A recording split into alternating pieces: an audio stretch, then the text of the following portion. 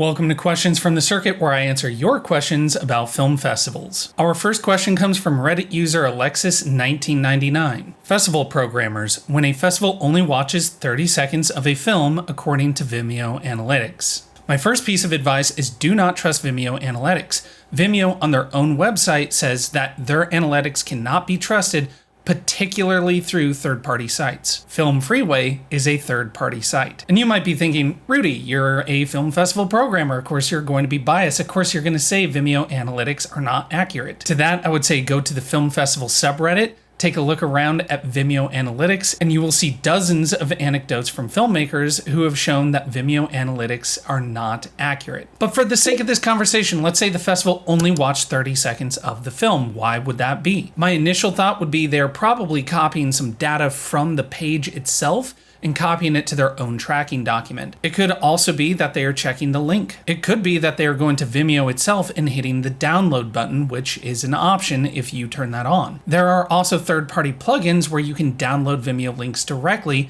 So sometimes what we do is we copy the Vimeo link, put it into the plugin, download it so we have smoother playback. And then, of course, there is just the simple option that the festival might have hit the play button by mistake. All in all, there's a myriad of reasons why a film festival might only have a 30-second play of a Vimeo link. However, my general advice to most filmmakers is if you do not trust the film festival to actually watch your film, then don't submit. It's pretty easy to find out if film festivals actually watch films or not. You just have to look at their history of programming independent films versus repped or managed or studio films. If they have a long history of programming actual independent films, that means those programmers had to watch blind submissions. Our next question comes from Reddit user Aquanet1985. When do festivals let you know your film is selected? Is it the date of the notification on Film Freeway, 2 weeks prior, 1 month prior, via Film Freeway, or personal email? And before I answer this question, if you are finding this useful that I'm here on YouTube answering filmmaker questions,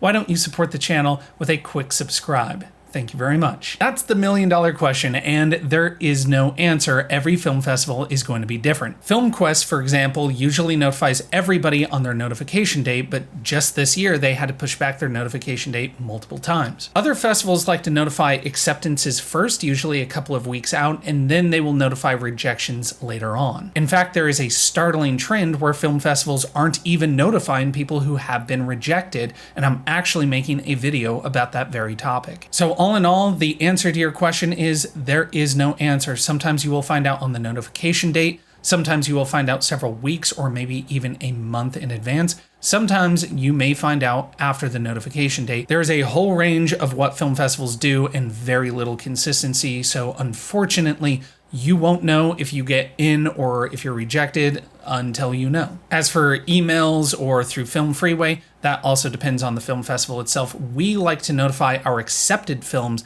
through personal phone calls, but most film festivals either use Film Freeway or an email. So this is a good opportunity to remind all you filmmakers out there, double check your email and make sure that it works. And our last question comes from Reddit user OurAdvertising207. Eligibility of shorts screened in the past as part of a collection of shorts in a longer piece at a festival. What you are talking about is an anthology film. Think The Ballad of Buster Scruggs or VHS. And this is a hard one because that means some parts of that anthology have already had their world premiere, but the anthology as a whole is still out for its world premiere. My best advice to you is before you even submit that full anthology to a film festival, first, do your research. Anthologies are a niche in on themselves, and many festivals won't accept them just because they see it as a collection of short films and not one continuous full-length feature. So before you submit to a film festival, definitely look into if they support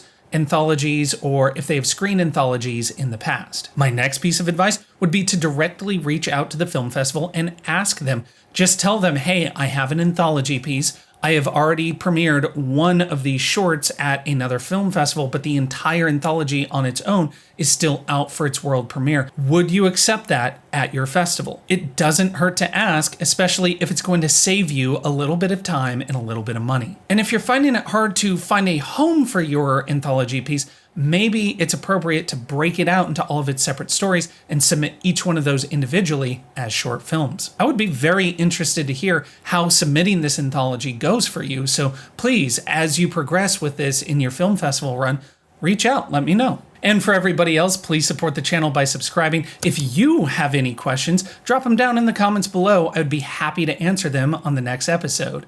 Until then, I'll see you on the circuit.